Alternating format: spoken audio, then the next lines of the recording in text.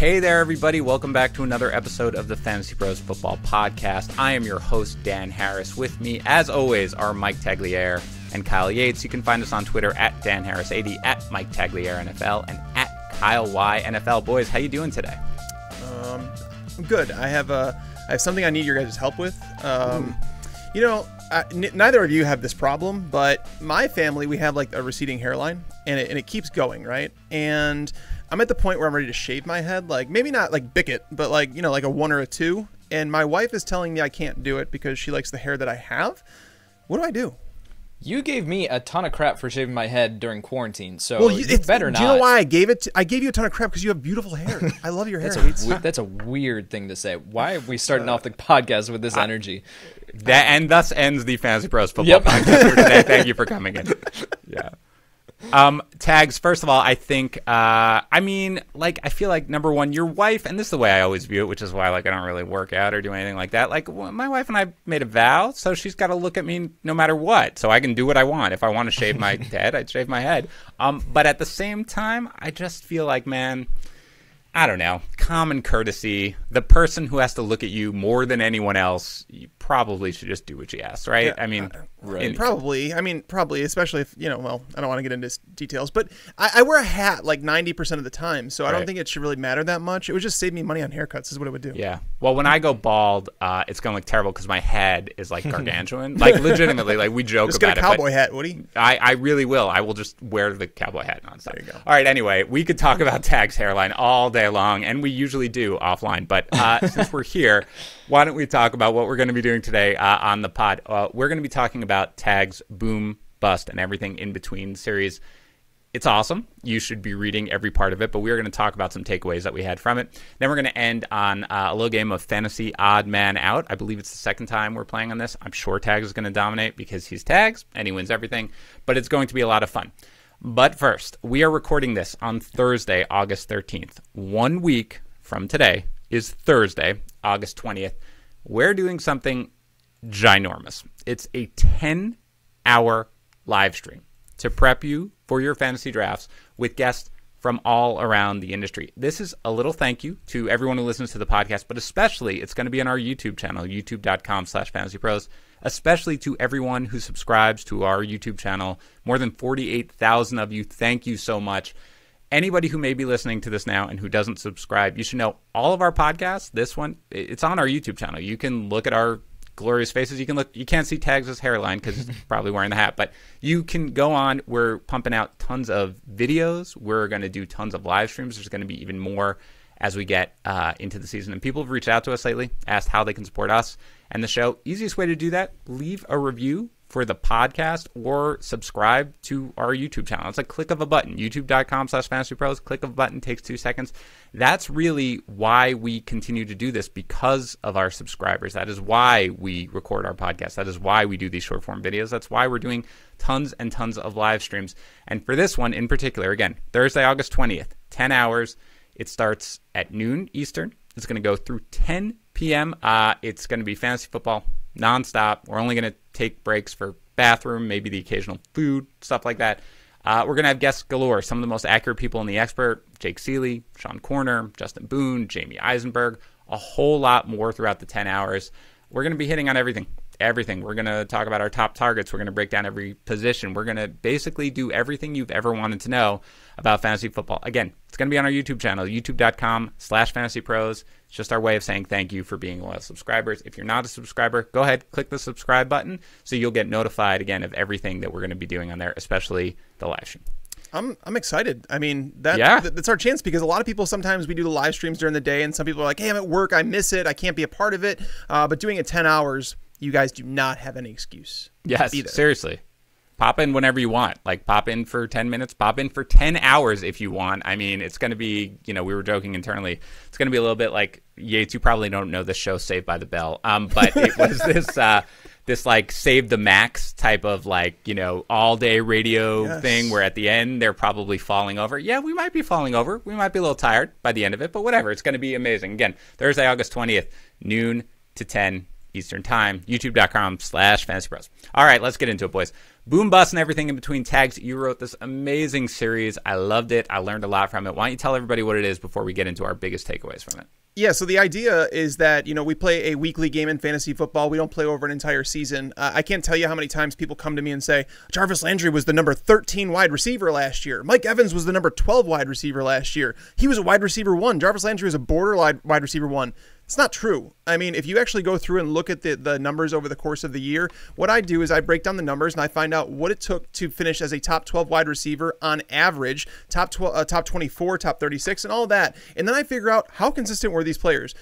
Just a glimpse of that. Jarvis Landry finished as a wide receiver 2 or better just 31% of the time. Now tell me, is he the number 13 fantasy wide receiver? So if you think you're getting a discount by getting him as the 28th wide receiver off the board, you're wrong. So what this article does, it takes all opinions aside. It literally, it's based on pure data. And I have people coming at me after this article came out saying, oh, this is reason this. I'm like, hey, I didn't post any points of mine. All I did was say, this is what happened last year and explain yourself. And this is just pure uncut numbers. So there's a lot of interesting takeaways that we're going to have from this series. And I love the fact that we're doing a show on this because, we often share our opinions, but this one's actually going to break down and highlight just how consistent players were in 2019. Yeah, I love the point tags. I mean, you think about let's think about tags like an analyst 1 in the top tier, but you look at his daily performance on the pods, there are so many clunkers. There's just no sort of consistency where you need to be. Bust 75% of the time. Right, exactly. The bust rate of 75% is just amazing. That's really what I took away. But all right, Tags, look, I mean, you mentioned obviously Jarvis Landry. Why don't you tell me, maybe we'll go around the table here a little bit. Tell me one of your biggest takeaways when doing this and things you discovered, something that really stood out to you as a takeaway from writing this series. Yeah, so one of the things I wanted to highlight from the get-go is understanding what it takes to be considered an RB1, to be considered an RB2, wide receiver 1, and things like that, because it'll help you get a better sense about the percentages that we're talking about through this show. Running backs, for your running back 1, the top running back on your roster, you want him to perform as an RB1 50% of the time. If you get 50% of the time, you're doing really, really good. Your RB2, you want him to post RB2 or better numbers 60% of the time. Ideally, he's going to get some of those those RB1 numbers to make up for when your top running back fails to produce those numbers. But it's a balance, right? And those are the numbers you should be shooting for. So if you get, a high upside running back in your RB1 slot that is not going to reach those numbers all the time, you're going to need to find a little bit more consistent running back in your RB2 slot.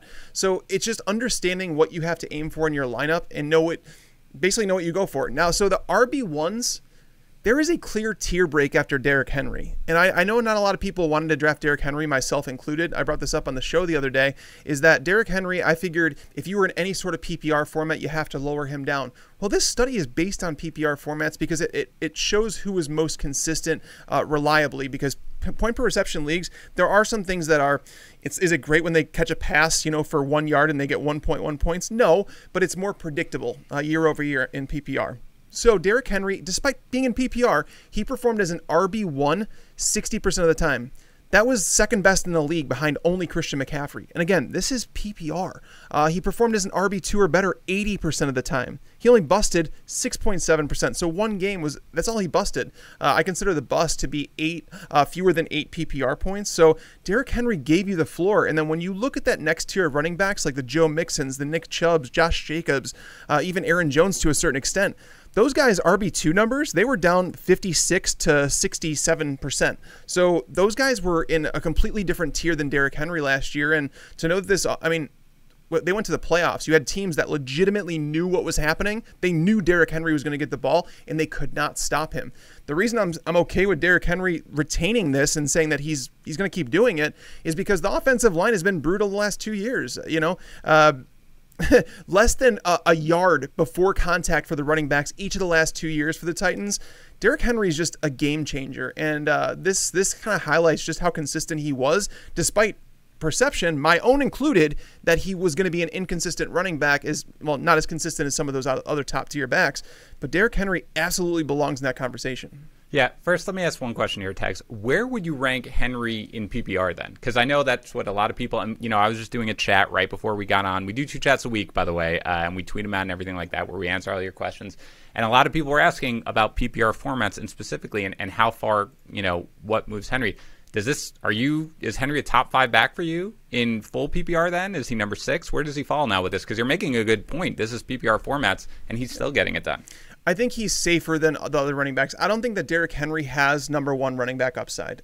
So therefore, if you want to go after someone like Clyde Edwards-Helaire, who might catch 60 balls, 80 balls, you can go after him. If you want to go after Mixon, who they're talking about involving more in the passing game. But again, you have question marks around those players because Mixon's never been using the passing game like he should to be a truly elite running back. I know they're talking about changing that. I know Josh Jacobs is talking about catching 60 balls, but Derrick Henry's the safe option. If you're looking for a safe way out, look, he's not going to be the RB1. I really don't think so. I mean, if he wasn't the RB1 last year in terms of what he did, how many touchdowns he scored, he's probably never going to get there. But again, to finish as a top 6 running back, as long as he's healthy, he's going to finish there. So I do have him at number 6 in PPR as well. But that doesn't mean, depending on who I'm drafting with, or if it's like a best ball format where I'm searching for the potential RB1, I might take some of those guys over him.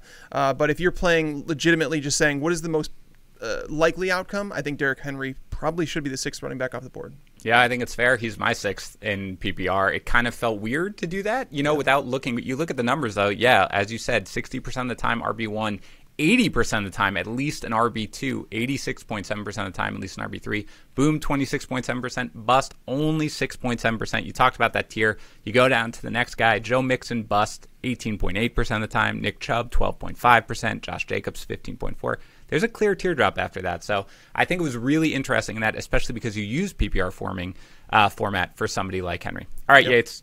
Unless you want to talk about Derrick Henry some more, why don't you go ahead and give me a takeaway from it? No, I'm good. I'm good moving on. I'll bring up Allen Robinson. Allen Robinson here in the Boom Bust and Everything in Between article was actually really surprising to me, looking at how just consistent he was. Now, he didn't offer you the boom upside that a lot of the other wide receivers in the top 10, or at least in the top 10 of ADP right now, gave you last season. Like, for comparison, a boom, which is more than 25 points. You said PPR points, right, Tags? Correct, yep. Yeah, so more than 25 PPR points. Chris Godwin had 35.7%. 35.7% of his games were boom.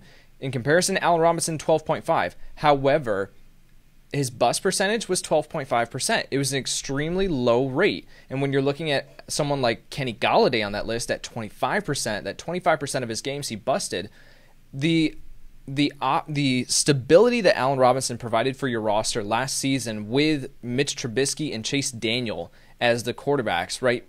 That was just incredible for him to be this steady, reliable. You plug him in as your wide receiver 1 and you were good to go. You didn't have to really think about it. And then you could get these boom plays from, a Will Fuller when he was healthy, or these other, like Deshaun Jackson week 1, like plugging in and supplementing your roster in other places. So for this season to look back at Boom Bust and Everything in Between and say, okay, if I want stability at my wide receiver 1, Allen Robinson might be the guy that I go with if I'm if I'm looking to load up on running back in the first 2 rounds and take Allen Robinson in the 3rd. I was just really impressed with that number. It shocked me. Yeah, let me ask you something, Tag. Since you wrote this, in the process of writing it, how much did it change your rankings, generally speaking? Because again, yeah, we talk about this. In baseball, we play a lot of rotisserie leagues. It's your stats that you put up from day 1 through your stats that you put up till the end. Doesn't matter if you're going to go through a 3-week cold stretch or anything like that. But it obviously matters big time in fantasy football because it's head-to-head. So in doing this, how can you think of any certain player, maybe Robinson or somebody like that, who moved significantly in your rankings, or did you not really let it factor in? Well, you guys both know. You guys both do projections, and the fact that we have these projections that spit out, not saying like what's the most likely scenario that we have, right? And what this does is it helps me formulate my tier list. And so I always draft off tiers. I don't draft off rankings, and I think that's a misconception out there. A lot of people want to ask me, who do I draft next? Who do I draft here? This guy's on the board. It depends. It really depends on who's in your roster and understanding those tiers and what they offer you, because again, like everything in life, you need balance. It's like a stock portfolio. You can't just sit there and have a bunch of penny stocks and expect you're going to make money in the long run. You're not.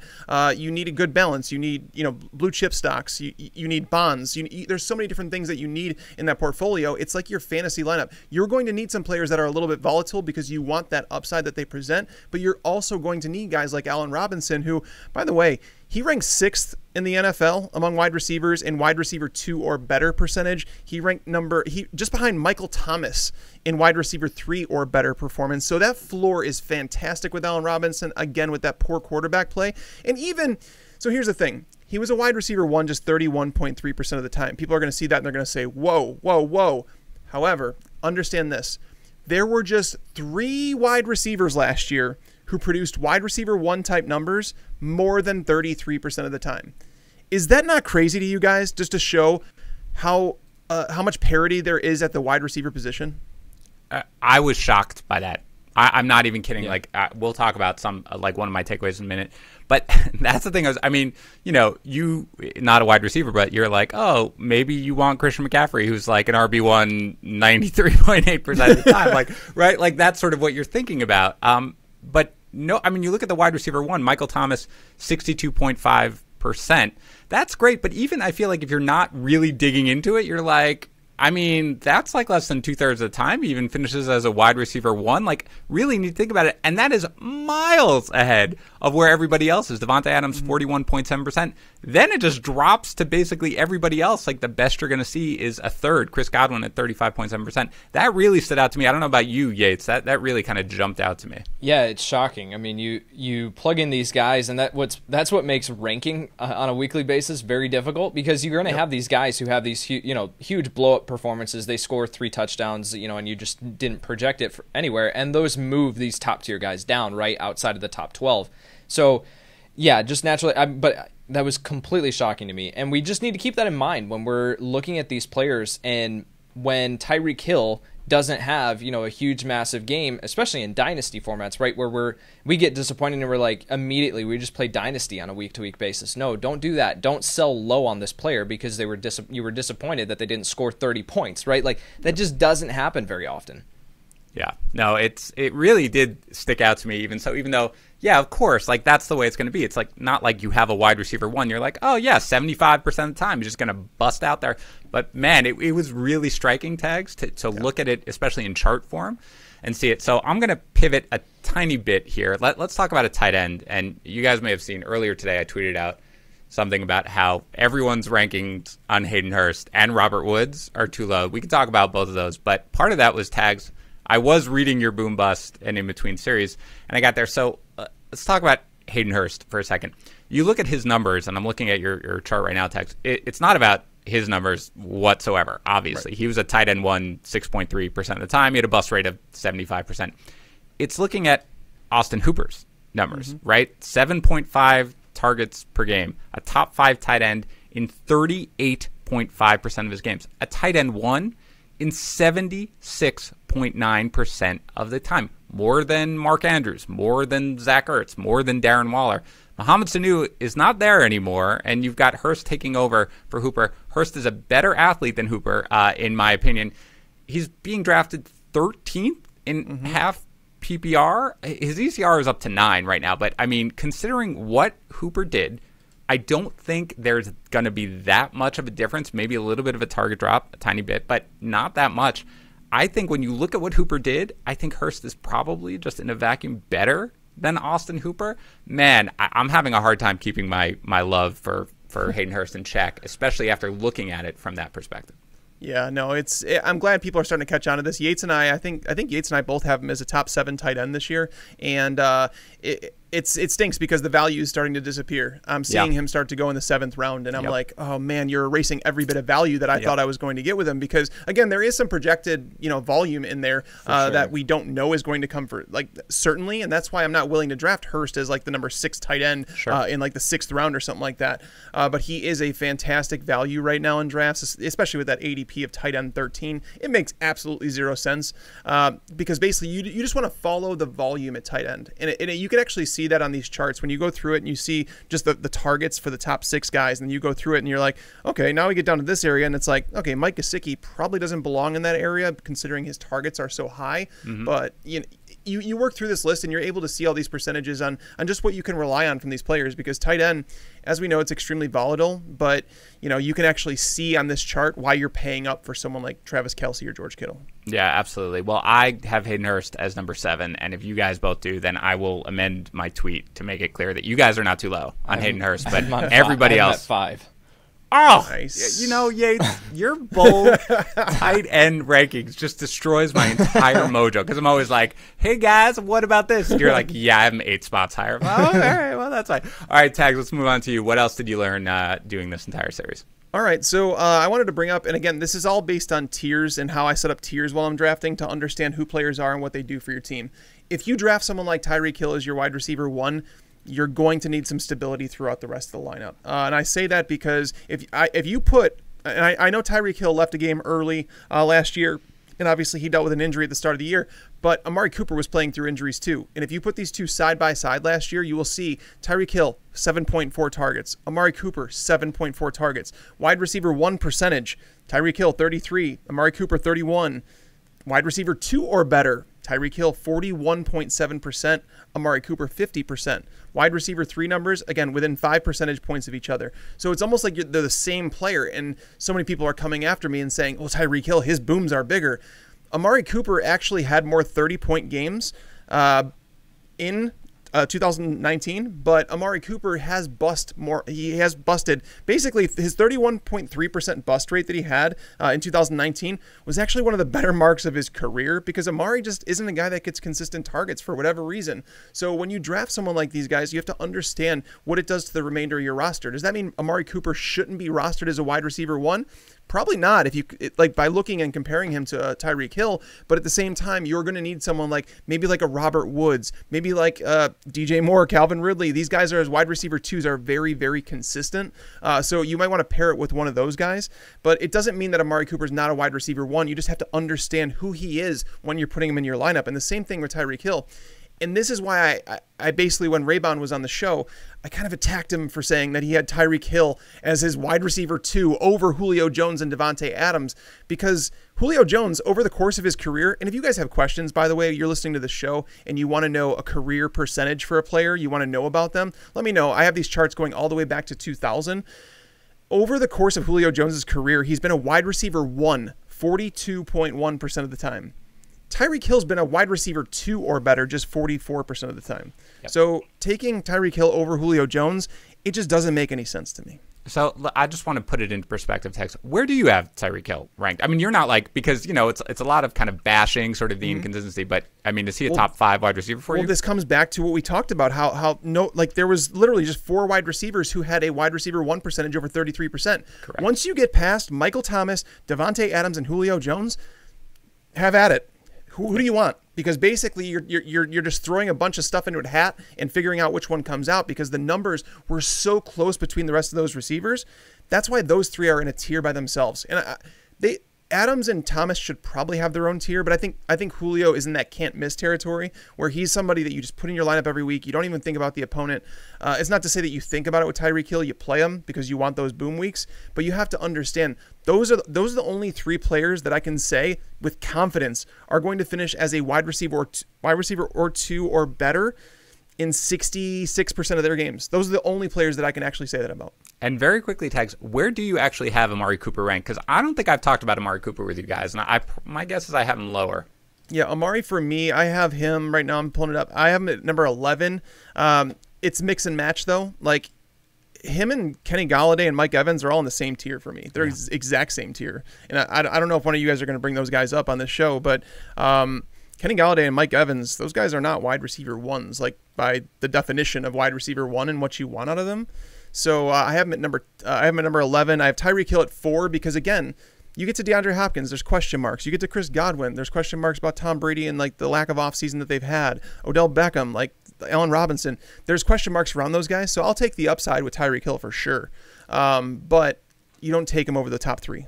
Yeah, Yates, by the way, I'm sorry. I feel like poor Yates is just like sitting there being like, I'm ready. I'm ready to jump in. I will bring up Evans, though, very quickly, and then I'll turn it over to you, Yates. That also struck out at me. I mean, wide receiver 1 percentage, I realize it's not a huge difference in the numbers, but it's 30.8%. That is much, not much, but it's lower than everybody else who's being drafted right around him. And the bigger thing, wide receiver 2 percentage, only 38.5% of the time. You compare him to the guys around him. Golladay, 56.3%. Chris Godwin, 50%. Julio Jones, 66.7%.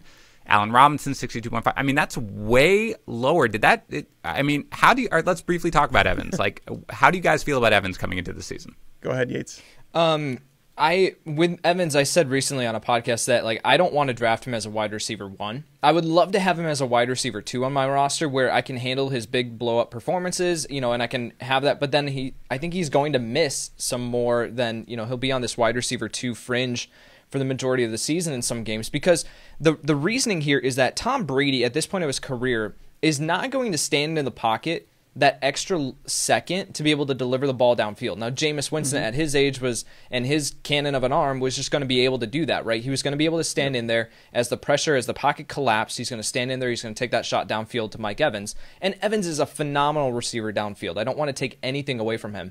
But what Brady is going to do is as soon as he feels that pocket start to collapse, he's going to look for the player that's open. Right? And so he's going to be looking at, that's what he's done his entire career. That's why Edelman has been so successful as the slot receiver, is because Edelman just creates separation underneath all day long. And so what Brady is going to do is he's going to look at most likely Chris Godwin in those situations. And Tampa Bay's offensive line, it's good. I would call it around middle of the pack. I don't think it's a top 5 unit or anything like that. Adding Tristan Wirfs certainly helps, but all of this just leads to, I think Evans isn't going to be as involved in the offense as he was last year, but I do still think that he has these big blow-up performances in him. I just know that I'm not going to be able to get him as a wide receiver 2, so I'm not going to have any shares of Mike Evans. Yeah, Evans is a guy who I've had trouble with. I'll be honest. There are a couple players, you guys I'm sure have that, when you're projecting and when you're going through and you're like, oh, I don't really know. And I'll be honest, as I debate where to have him in my rankings, as I move him slightly up, slightly down, a little bit like that, man, Tags, this article, that really stuck out, and especially, again, with Brady coming, because I agree with pretty much everything Yates was saying there. So, that was one of my biggest takeaways. Like, when I was doing the top 10, I was like, Golladay and Mike Evans just looked like they didn't belong. Yeah. Golladay, a lot of people are going to say that Golladay played, without Stafford for half the year, and that's fair. But if you look at Galladay's numbers, they were very touchdown reliant. He obviously averaged, I think it was over 20 yards per reception. So those numbers are going to regress a little bit, even if Matthew Stafford comes back to the lineup and he plays pretty well. But Golladay was a wide receiver 3 or better just 56.3% of the time. Mike Evans, 53.8% of the time. That doesn't belong in anywhere close to the first or second round, in my opinion, because the first or second round are reserved for players that you can count on every single week. Those are the rounds that you can't win your fantasy draft, but you can lose it. That's how I treat those rounds. And round 3 is where I start to take a little bit more chances.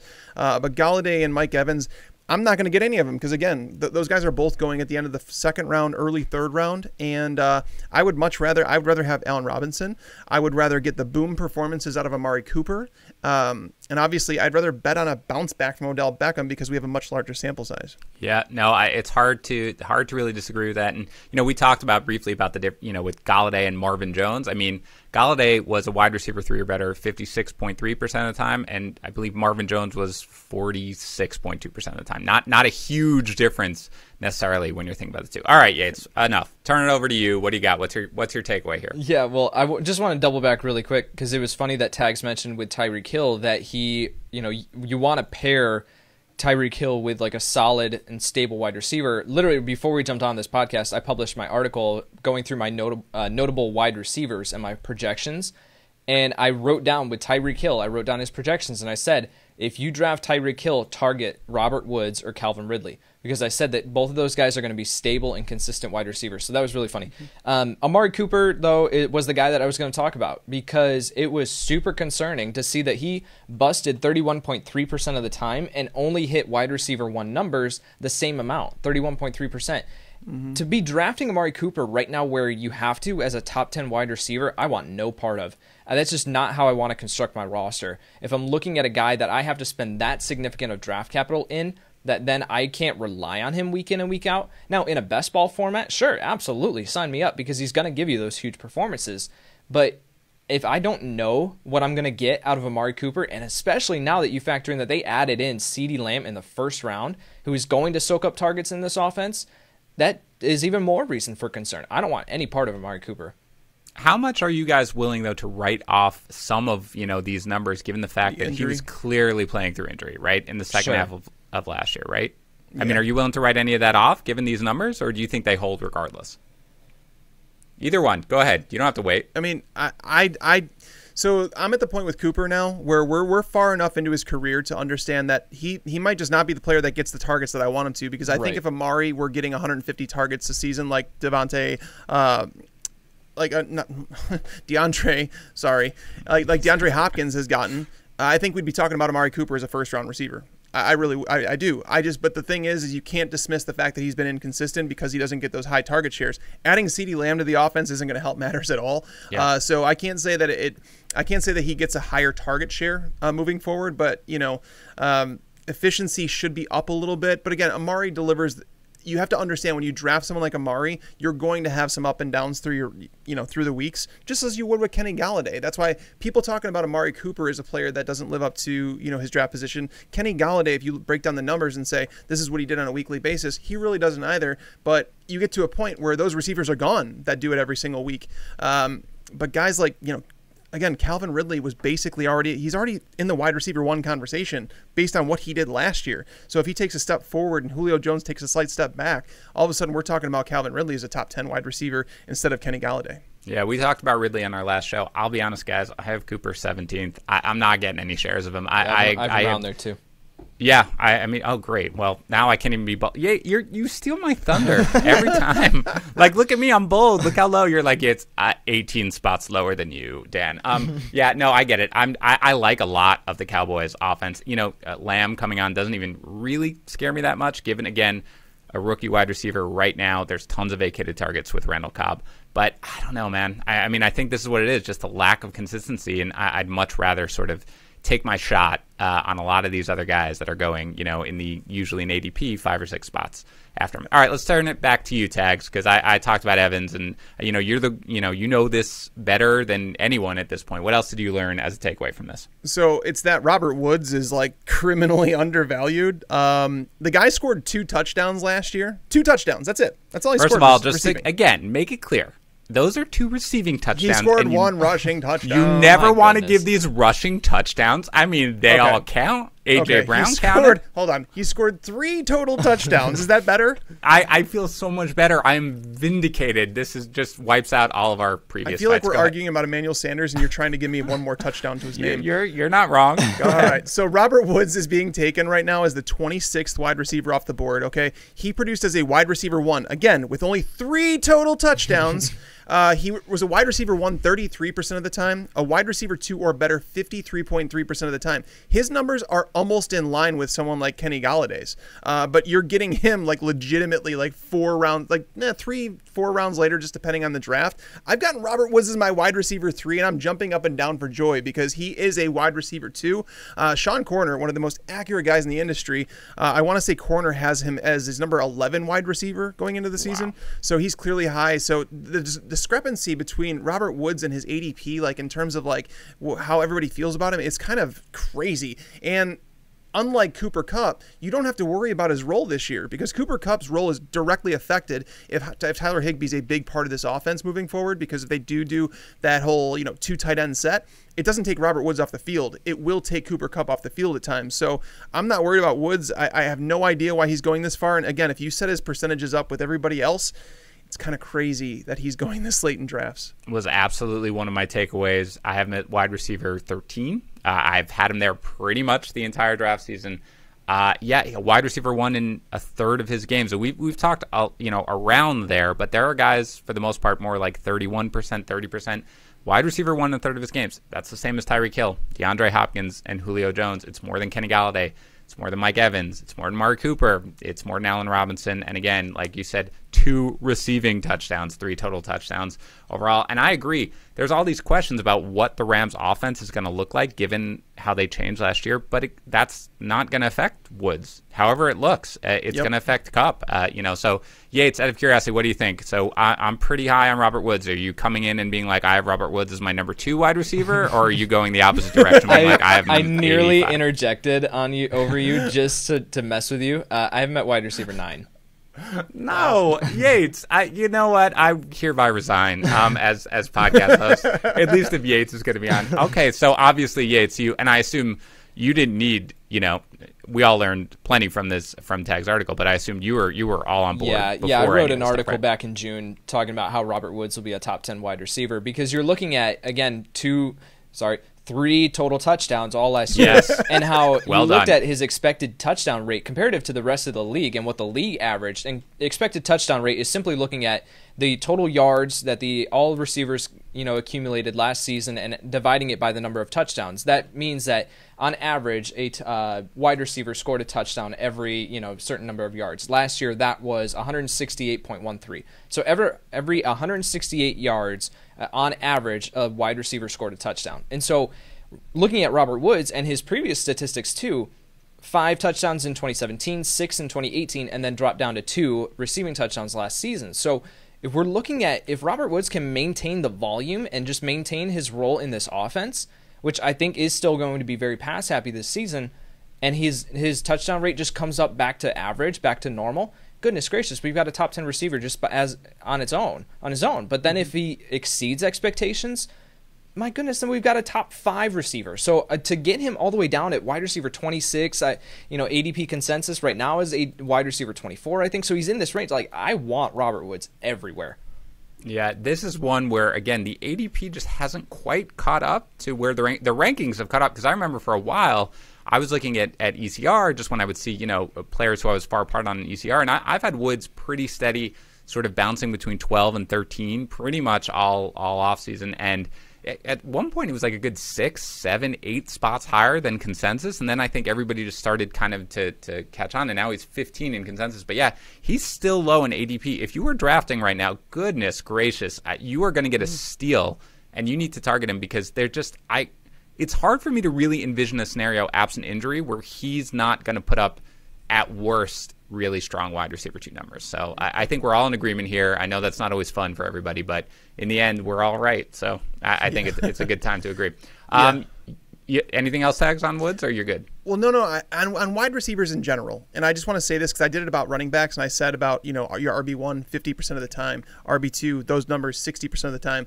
Wide receivers, if you get your wide receiver 1 producing wide receiver 1 numbers 33 or more, you're good. Your wide receiver 2 should be 50% or more of wide receiver 2 performances. So the numbers dramatically come down for wide receivers. There's so much parity, as I mentioned. Finding guys like Robert Woods later in the draft, finding Calvin Ridley going as the wide receiver 17 or 18 in drafts.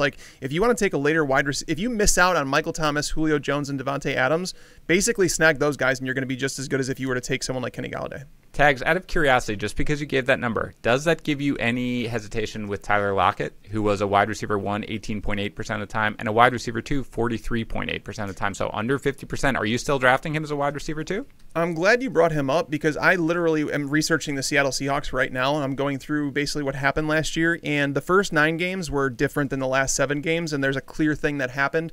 He suffered that shin injury that he had to actually go into the hospital. Yes. So it was really worrisome, and after that he became a different player, and I highlight that in the stats. So I think that after a healthy offseason that he's okay.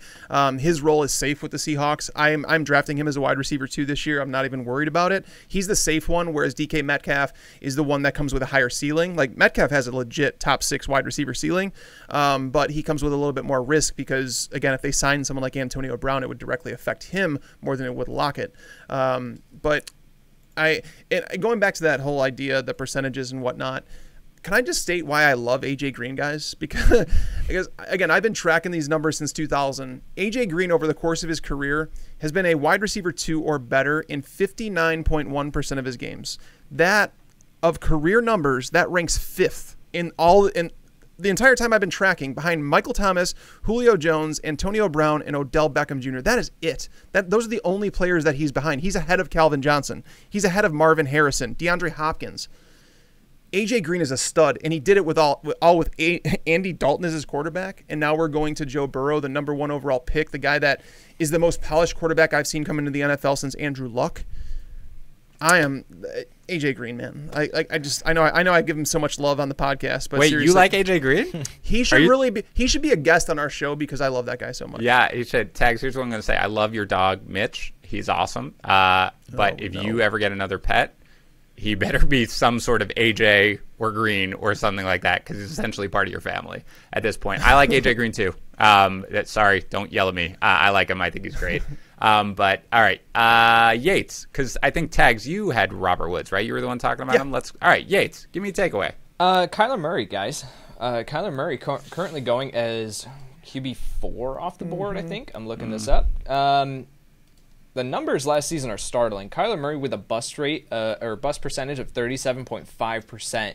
That is significantly higher than any other player that's being drafted in this range right now in ADP. You're looking at Patrick Mahomes with a 21.4%, Lamar Jackson with a ridiculous 6.7%, Dak at 18%, Russell Wilson at 18%, Deshaun Watson at 26%, and then you go from 26 all the way up to Kyler Murray at 37%. Now, we can say last season, okay, he didn't have a DeAndre Hopkins. He had a aging Larry Fitzgerald. He had Christian Kirk, who I think was in and out of the lineup if memory serves correctly. Then you had guys like Keyshawn Johnson, Damiere Byrd. So it wasn't exactly like his receiving core was top-notch, right? But for us to be drafting Kyler Murray all the way up at number 4 this year, and to see that as a startling number for the 37%. Now, I like Kyler Murray this year, don't get me wrong.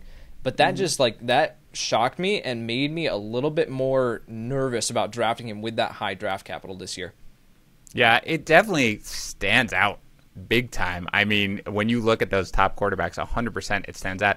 We've obviously got a few things changing for Murray in that the biggest one, of course, being DeAndre Hopkins, but also just his second year. I mean, Tags, are you willing to write some of that off because he's just a rookie learning sort of how to play in the NFL? I mean, do you expect significant increase this year?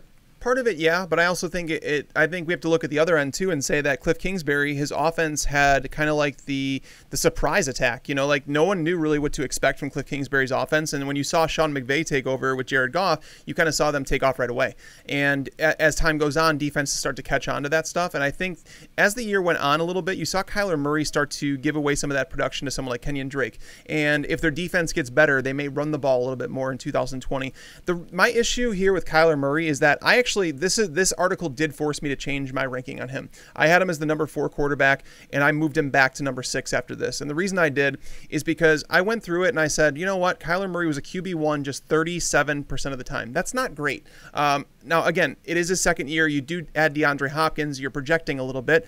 But all the guys that he's in that tier with, Russell Wilson, Deshaun Watson, Dak Prescott, they've all finished as top 3 quarterbacks before. Kyler Murray needs to finish as a top 4 quarterback in order to justify you drafting him there. So therefore, you don't draft someone at or near their ceiling. The reason that Lamar Jackson was a league winner last year was because he was taken outside the top 15 quarterbacks. Right. You know, going through this article on the quarterbacks especially, I think I was able to capture and say why we as an industry stream quarterbacks. We could talk about it all we want, but this article actually highlights why that happens, because there were just 7 quarterbacks, just 7 last year, who produced QB1 type numbers in more than half of their games. And one of them just played 8 games, so it was a limited sample size. 3 of those 7 quarterbacks were drafted outside the top 15 quarterbacks. So if you are able to stream a quarterback and guess a QB1 performance 60% of the time, you are essentially drafting someone that's better than the top 6 quarterbacks that are being drafted. Yeah. Without spending that equity. That really stuck out, Tags, and you wrote that in the article. That really stuck out when I was reading. I was like, wow, you know, some other things sort of, you know, and I get you're going to hear a top 18 quarterback, and you're going to be like, well, I don't really. I mean, but that, you know, for the most part, it probably means you've put up a reasonable sort of production, and you have somebody like Gardner Minshew, 71.4% of the time was a top 18 QB last year. That was 12th best among quarterbacks. Jared Goff, top 18%, 62.5% of the time. Like, if you had to roll with those guys for the most part, and especially if you pick the right matchups, I mean, that perfectly serviceable. You know what I'm saying? Really, what I feel like everybody knows at this point to wait on QB. I still have Murray as my QB4, but he's a guy who I'm never going to draft. You know what I'm saying? Like, he's my 4th quarterback. But there's no chance I'm going to end up with him on any teams. Out of curiosity, Yates, is he your 4th quarterback, or did you have him like 20th or something? No, I've had him at 4 for a while, but I recently moved him down to 6. Okay, all right. So I think that's fair, and I think either way, there's almost no chance that Kyler Murray is going to end up on any of our teams. All right, guys, we're getting late in the game here, but we got time for maybe a couple more. So, Tags, what's your last takeaway from this series?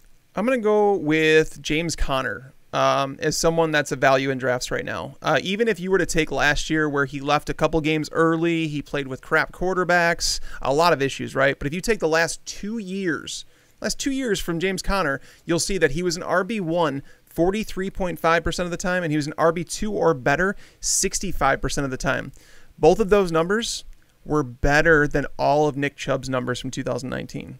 They were better than Joe Mixon's numbers from 2019. Like, he would be absolutely in that conversation. If you were to guarantee 16 games out of James Conner, he would have been better than those players, and he should be drafted in that tier of players. Obviously, there is some injury risk. We don't know if Roethlisberger is going to come back the same player, if they're going to score as many points, but we do know that defense is fantastic. They didn't lose anybody of significance this offseason, and they had some young players that are only going to get better. So James Conner is I would say he's a low-end RB1. Now, you don't have to draft him there, fortunately. Okay. He's not going until the 4th round.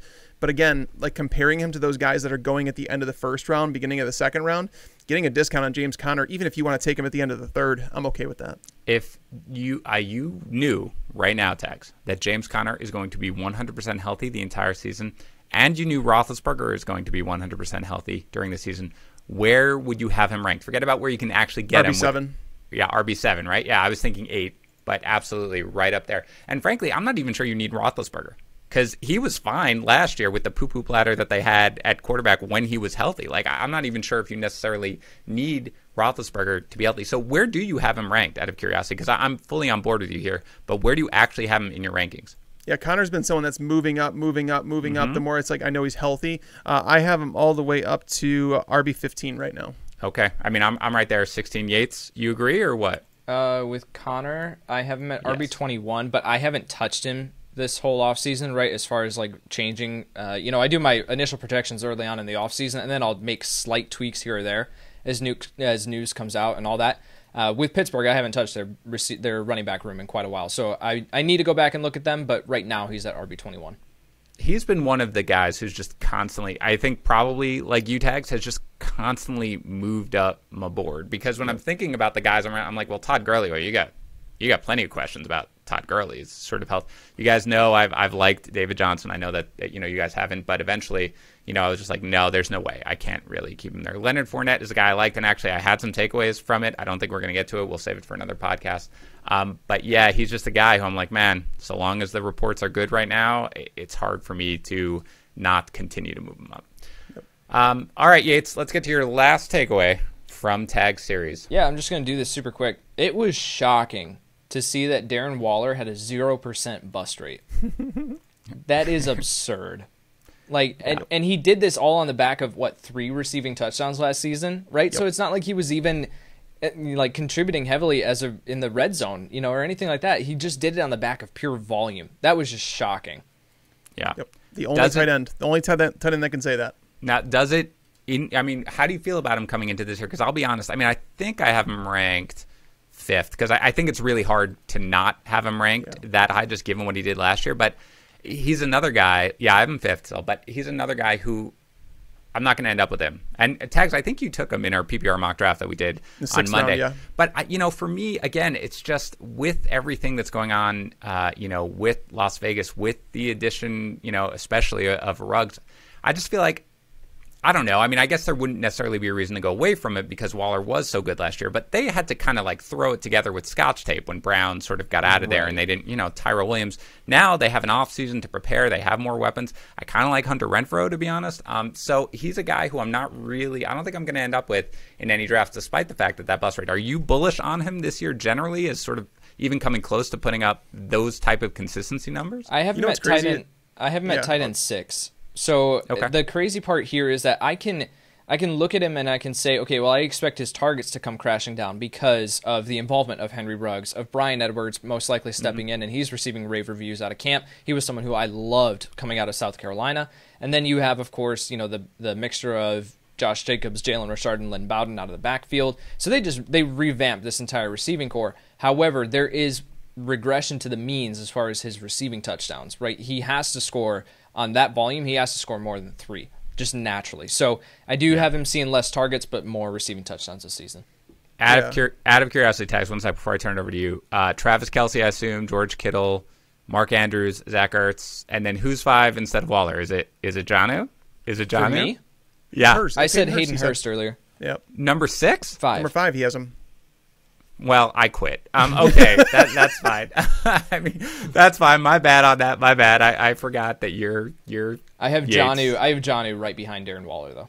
That's good enough for me. As long as I got one Jonnu reference in on this podcast, I feel good. We got a Jonnu and an AJ Green reference, so I have done my job. All right, Tags, go ahead real quick on Waller.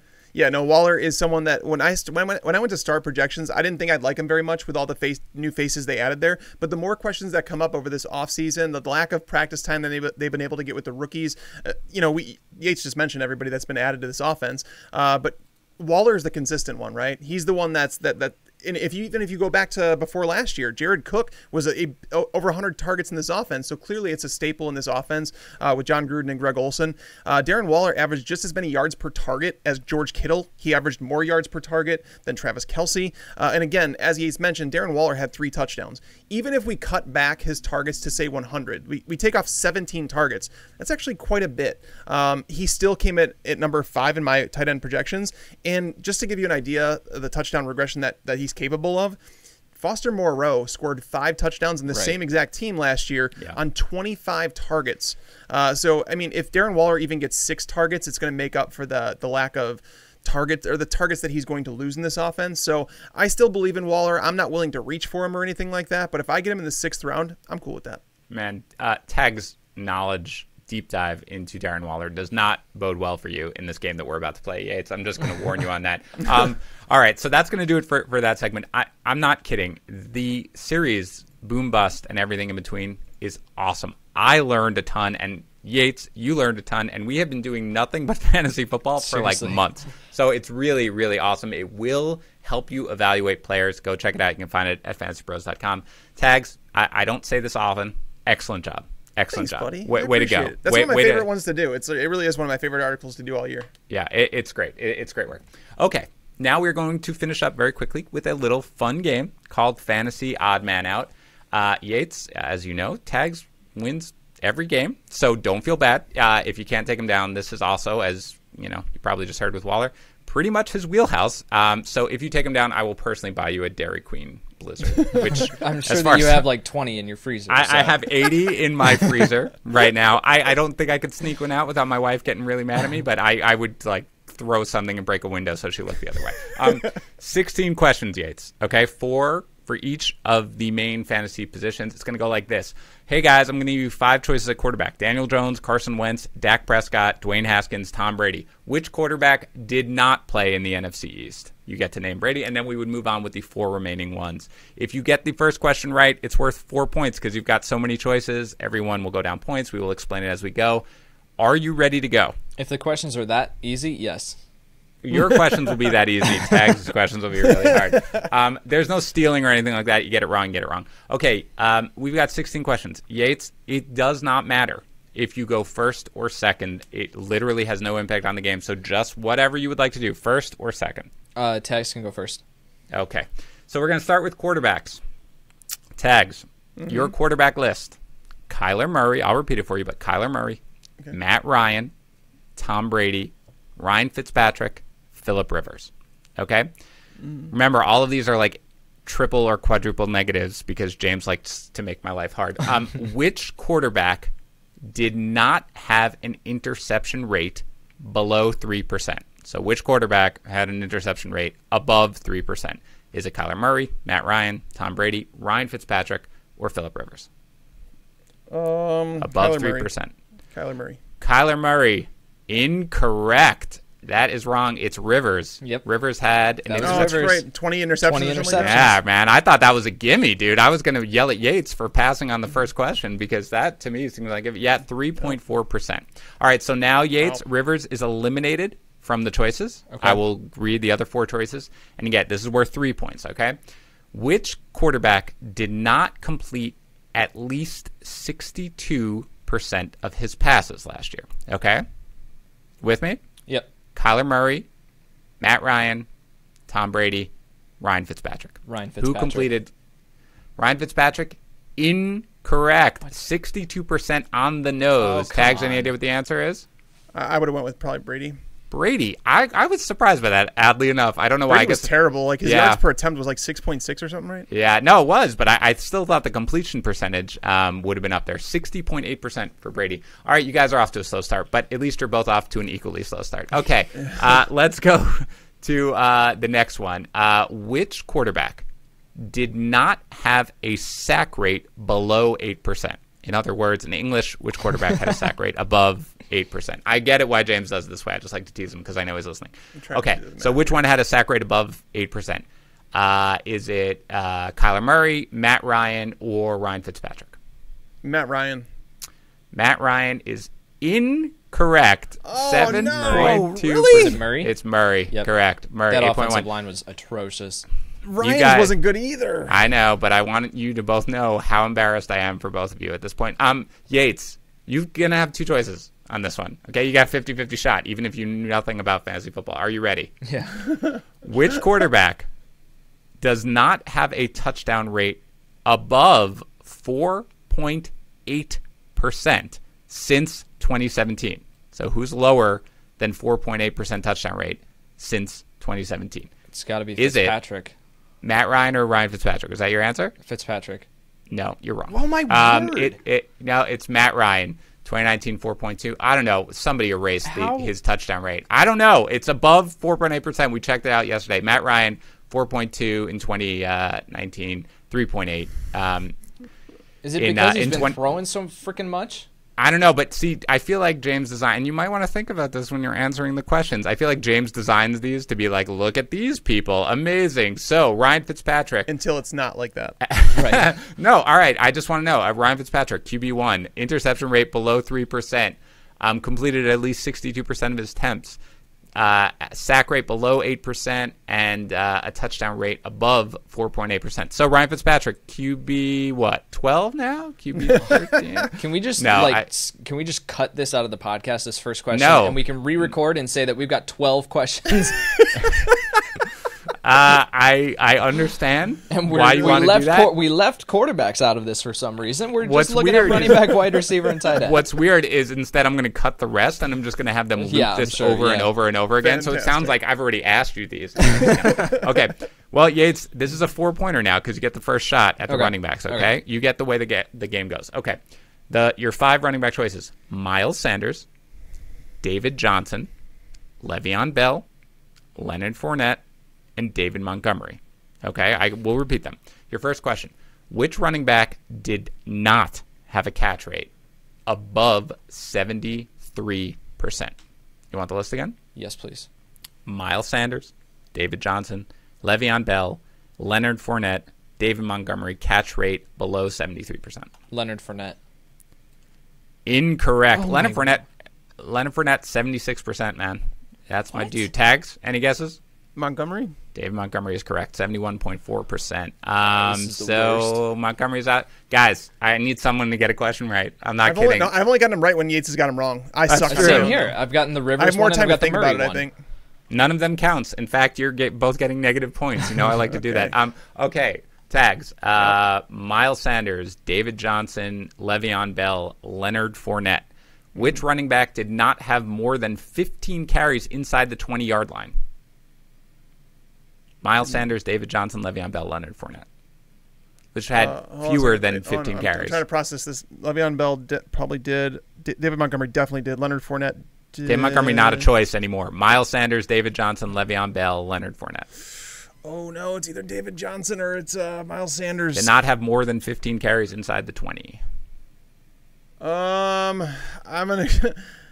Oh God! I'm so I don't want to screw it up. I'm gonna say Miles Sanders because he wasn't getting goal line carries for like half the year. You've set the bar so low; it really didn't matter that you again got another question wrong. Miles Sanders had 25 carries inside the 20. David Johnson only 15. And frankly, I probably would have say David Johnson because he didn't play. He didn't play enough, right? That's what I thought, but it seemed too obvious. Overthinking. All right, guys, literally at this point, flip a coin. You'll have to remember that. Okay. These are the fantasy analysts from whom you shall be taking advice. Audience, enjoy. Okay. Which running back did not have more than 65 fantasy points after week 10 in a standard league? Okay, so which one had less or fewer than 65 fantasy points in a standard league after week 10? Okay, you ready? Yeah. Miles Sanders, Le'Veon Bell, or Leonard Fournette? It's between Bell and Fournette. Fournette only scored 3 touchdowns last year, and he was heavily targeted, and so I think that's where his value came from. I'm going to go with Fournette. I'd say Bell for record. We know what happens, that Tags only gets them right when Yates gets them wrong, and that is correct. We suck. These are legitimately just questions. I mean, as Tag said it, there's no spin. They're just questions. Le'Veon Bell, 63.6 points in standard formats after week 10. Leonard Fournette, 86.8 points, so not even close. Tags, can you get a point? We're at 0-0. This is the worst thing I've ever seen. I'm getting it, 100%. Oh, okay. Which running back did not average at least 3 yards after contact per carry last year? Okay? Yep. At least 3 yards. Is it Miles Sanders or Leonard Fournette? Leonard Fournette. Leonard Fournette is wrong. Yes. It's Miles Sanders. Yes, you got it wrong. 2.1. Leonard Fournette, exactly 3. We didn't get a chance to talk about it, but I'm starting to think we're undervaluing Leonard Fournette. I don't think so. That's offense, fine. But all right, yeah. You guys can say what. I mean, it's too bad we don't have enough time, but we'll get to it. But anyway, last this year is ridiculous. Okay, we're starting here. We have 8 questions. Yes. This is the beginning of our 8 question. This is really remarkable, actually. This is actually shocking. I've never seen. Anyway, very quickly, Leonard Fournette, catch rate above 73%, more than 15 carries inside the 20, more than 65 fantasy points in a standard league after week 10, and averaged at 3 yards after contact per carry. You guys don't like Leonard Fournette. We're going to save this for a podcast. John, if you're listening, make sure we have Leonard Fournette as a guy we're going to discuss on the next podcast because I don't want to go too long. Let's move on to, please, somebody getting a question right as we begin this game from the start. Okay, wide receivers. Are you ready? Yep. This is so embarrassing. Okay, your wide receiver list: Robert Woods, Courtland Sutton, Stephon Diggs, DJ Chark, and T.Y. Hilton. I will give them again, but are you ready? Ready. Which wide receiver did not average 4.6 yards after the catch per reception or better? So an average of at least 4.6 yards after the catch per reception or better. Robert Woods, Courtland Sutton, Stephon Diggs, DJ Chark, T.Y. Hilton. I want to say T.Y. Hilton. Do you want to say it or are you saying it? I think I am saying it. Okay. He thinks he is saying it. I'm going to take that as a final answer. Yates? Courtland Sutton. I'm not right. No, you're wrong, obviously. You're guessing at this game, so you're wrong. It's actually DJ Chark, 4.5. It was between Hilton Sutton was and second. Chark for me. Hilton was second, Tags, at second worst at 4.7. So I appreciate the effort. Yates, you want me to just mark you wrong and go on to Tags? No, I'm going to freaking get one. Let's go. Take it. Okay. Which wide receiver did not post a catch rate higher than 60%? Okay? Or in English, which one had a catch rate less than 60%? Okay? Is it Robert Woods, Courtland Sutton, Stephon Diggs, or T.Y. Hilton? It's Sutton. Less than 60%. Oh, my God. This is a correct answer. This is a correct answer. Yes! Our first of the We're entire done. one. I have my trophy right here. Already. And we are done. Thank you so much for tuning into the Fantasy Pros Football Podcast. Thank you for playing our game. We'll see you next time. This is a just wonderful performance. He should be very proud of it. That's right. Like 1 point. How many points did I get for that? That's 3, man. Yes. That's 3 because there were a lot of it. This is going to Tags. It's an almost insurmountable lead at this point. Tags. Let's see what you can do here. Let's see if you can get out in the win column. Which wide receiver did not see more than 5 targets inside the 20? Okay, more than 5 targets inside the 20. So who saw 5 or fewer? Is it Robert Woods, Stephon Diggs, or T.Y. Hilton? I'm gonna say Stephon Diggs because I think Diggs scored all of his touchdowns outside the 20. And suddenly you guys are on absolute fire. That is correct. You just needed somebody to sort of break the dam to get going. Stephon Diggs, 5 targets inside the 20 exactly, so not more. Hilton, 8, Our boy Robert Woods, 9. All right, last question, Yates. Worth only 1 point, but you can expand on your lead. Are you ready? You're feeling good now, aren't you? Let's You're go. ready to go. Okay. Which wide receiver did not average more than 11.5 yards per reception? Is it Robert Woods or T.Y. Hilton? So which one averaged less than 11.5 yards? Robert Woods, T.Y. Hilton? Hilton. Hilton is correct. Yes. 11.1. Oh, you guys are on fire now. Tags. Oh boy, if he gets this next one right, worth 4 points, you're just done. Yeah, I think that's the end, right? But obviously, this is funny because we talked about Robert Woods. Obviously, coming into this, averaged at least 4.6 yards after the catch rate higher than 60%.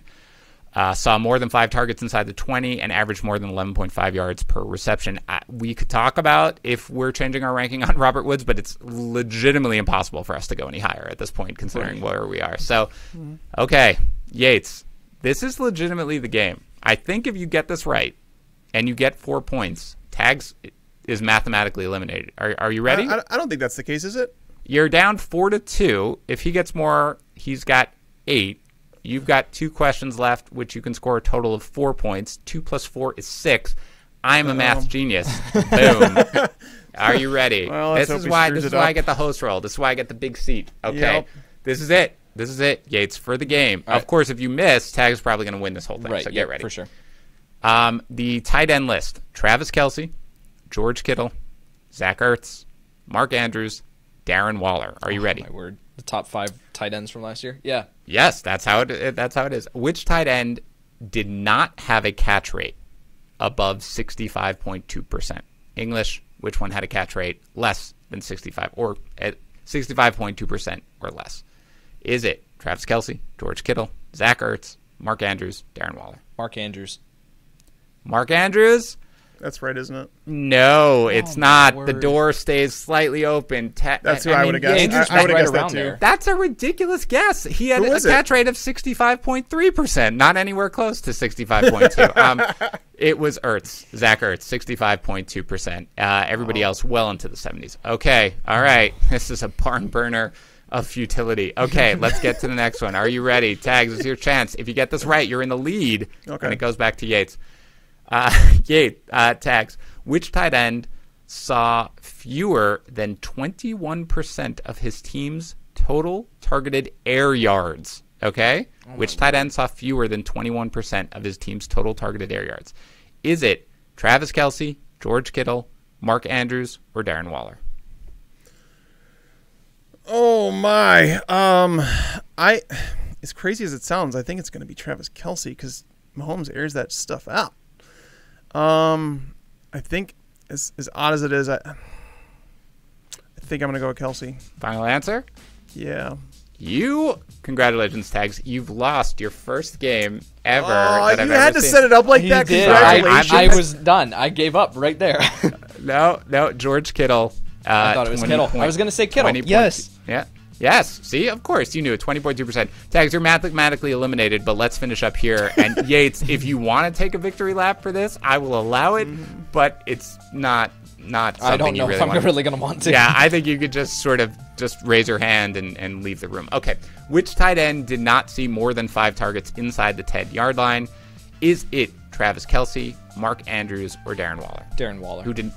Darren Waller is correct. He saw only 4. So now it's just like a complete shellacking. Tags, let's see. That was a given. Come on. What do you want from me, man? I don't write the question. Okay, last one. Tags, let's see if you can get 1 point to at least make this a terrible and not horrible loss. Which tight end did not record more than 3 touchdowns after Week 9? Is it Travis Kelce or Mark Andrews? Who did not record 3 touchdowns after Week 9? Travis Kelce. Yeah. Travis Kelce is correct. Only 3. Mark Andrews had 5. So Yates, hold on. Before we do, actually, let's highlight Mark Andrews a little bit. Mark Andrews had 5 touchdowns after Week 9, 6 targets inside the 10, 28.7% of his team's air yards, and a catch rate of 65.3%. Again, you can't move him up above Kelce or Kittle, but is he locked in as your tight end 3 right now? Who is that? Mark Andrews. Andrews. Can you listen to me when I Depends. talk? It Yates? I'm depends. getting my trophy. You don't deserve to show that I have the gorgeous, trophy perfect on trophy. my lap right now. All right. Whatever. Courtesy of Trophy Smack, by the way. Yes. Thank you, Trophy Smack, for these awesome things. Even Yes. though I'm sorry that we're doing such a disservice to your wonderful product by having somebody show a trophy after this horrible performance. But you did beat Tags, Yates. So That's the reason why. That's the reason why I'm holding this up. It's not because that I shellacked him or anything like that. It's just because I beat Tags. And it doesn't matter how pretty it is. A win, as I've learned as a Jets fan, if you win, you take that win, and that's all there is to it. All right, boys, this was a lot of fun. Thank you guys, everyone, for listening. Please remember, a week from today, Thursday, August 20th, we're calling it the Fantasy Fest. It is going to be noon to 10 Eastern Standard Time. We're going to do a 10-hour live stream. YouTube.com/FantasyPros. Go subscribe. Click the notification button so you don't miss it. Thanks for listening, everybody. We will talk to you tomorrow. Thanks for tuning into the Fantasy Pros YouTube channel. While you're here, don't forget to check out the featured videos. While you're at it, go over to Instagram, Twitter, and Facebook at Fantasy Pros to get news and updates throughout your season to help you dominate the competition.